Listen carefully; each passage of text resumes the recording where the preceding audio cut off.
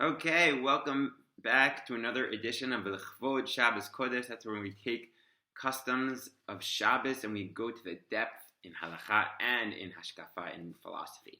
So today I want to take a very exciting topic, something dear to my heart, and that's cutting nails. Cutting nails Erev Shabbos. It seems like just kind of a random thing, you know. If you weren't Jewish, you would just, cut your nails on a random Monday, and that would be that. But Baruch Hashem, Yiddishkeit makes it a holy mitzvah. And the Shulchan Aruch writes in Reish Samech 270, there's a mitzvah to cut your nails on Erev Shabbos. In fact, there were rabbis like Aaron Karlin who writes that you have to be moiser nefesh. You have to be willing to give up everything to do this mitzvah of cutting your nails Erev Shabbos. I've actually been in situations where I forgot my nail clipper and I've had to go knocking door to door in the hotel rooms, but got to get my nails cut Erev Shabbos. It's in my going away for Shabbos kit. So it's important. It's not just, I think, one of the preparations. It's a mitzvah. A few halachot and interesting minhagim related to it. First of all, there's an idea of doing it as close to Shabbos as possible to show it's Lchvod Shabbos Kodesh. And in fact, to say Lchvod Shabbos Kodesh as you're cutting the nails. In fact, the Kabbalists, like the the Ari, would do it right before they went to the mikvah. There's a whole avoda, shachar, shnai mikra, nails, mikveh. Okay, you do left hand and then right hand, and there's customs not to cut it directly one finger to the next, but to switch off, and there is a specific way. In the right hand, bid da'aga. I'm not going to go into all the details, according to many customs. Some aren't so strict about that. There is a custom not to cut your nails and your hands and your feet on the same day, but the Ari actually would do that. So different customs about that. And perhaps most importantly, the Gemara actually notes that a chassid buries his nails, a tzaddik burns, a chassid burns, a tzaddik buries, and a rasha throws. The main thing is don't just throw your nails on the street. And in fact, the Gemara knows that this can be dangerous for a pregnant lady if she walks over nails. It could cause, God forbid, a miscarriage. Unless you swept it, in which case it loses its power. So this is very interesting. On a practical note, I would say, do your nails in the toilet or in the sink or throw them out in the garbage. Don't just do it all over the place, or at least sweep if you did. And we have to also understand this, like what is the meaning behind this? So that's halachas. Let's talk a little bit about the meaning behind this beautiful halacha. So first off, our hands, according to Chassidus, symbolize our interactions with the rest of the world. That's why when we wake up, we wash our hands. So our hands are interacting with the world, but we need a protection to make sure that we don't just go interact with everything in the world. And that's what nails, Tzipor represent. They are there to make sure that we are protected. And therefore, if the nails are just growing along too long, it shows we're getting lazy. And that's why dirt gets into our hands when we're not cutting our nails.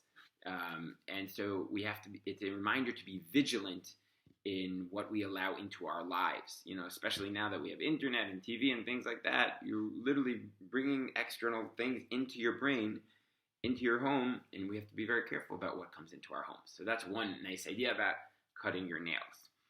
A second related concept is that according to Chassidus, the nails represent klipat noga. According to the Kabbalah, based on the prophet Yecheskel, there are different energies, and certain things are good, and certain things are bad, and certain things have a little bit of good and bad mixed within them. And nails represent that klipat noga, in that the bottom of the nail is alive. If you cut it off, it would hurt a lot. But the top of the nail is dead. You can snap it off, and it doesn't do anything. So what we're doing when we're cutting off our nails is getting off of ourselves all those external parts of our life which are dead, so that we can reconnect to the alive parts of our life. Okay, and that's also spiritually the Indian of Erev Shabbos. Erev Shabbos is that in-between time between the weekday, which is like the bad, and the Shabbos, which is the holy, and the Erev Shabbos is the in-between. So we're cutting off all those dead parts of our lives so that we can reconnect to our source of life. or make it practical. We're doing a cheshbon nefesh Erev Shabbos and thinking, what parts of my life are holding me back from being the best person I can be? And what parts of my life are really making me feel alive and happy and connected to Hashem? That's second spiritual avoda of cutting off your nails. Finally, beautiful idea I just heard today, and all these ideas are, as always, based on Rav Karsik's beautiful book, HaShabbat Kabbalah Chassidut. So Rav Karsik explains that we want to interact with people in an alive way, and our flesh is alive. But when our nails, when they get too long, they're not gonna, then the dead parts of our lives interact with the world. So what does that mean? Okay, we can't really hug people nowadays during this situation, but we can interact with them in an alive type of way with love and compassion. And that's what we're reminding ourselves when we're cutting off the dead parts of our reaction, of our connections to people. Just to go a little bit midrashic and kabbalistic, the midrash says that at Adam Harishon and Chava were first made of or with an ayin, which is skin, but it was nails. We were all nails. And then we were switched into or, aleph, vav, resh, light beings. And that perhaps explains a little bit why a nail, which is like klipa noga, which would interact with a baby who's very fragile in the mother's womb, could be a dangerous combination. Again, I'm not, I don't know the Hasidic details and the metaphysics behind it, but that's one possible explanation as for why we have to be careful to cut our nails in a garbage can or to throw it in the garbage, or at least to sweep to make sure it gets rid of that negative energy. One last interesting idea around the Pri Megadim, so the bida'aga, the cutting your nails, and the bida'aga. So he says that when you're with your right hand searching after taivas, and the long nail represents the dead parts of your life, like the desires that are not connected to Hashem, then worries come. But if you're searching after dveikos, after Hashem with all of your energies, then there won't be any worries.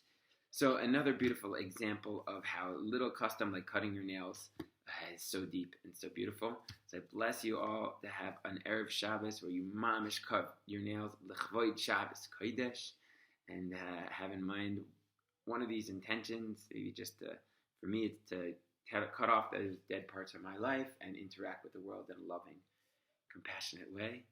And I hope you enjoyed this little Torah shir from the Simcha Center. If so, please send me a WhatsApp, an email, and looking forward to learning Torah with you together. Good Shabbos.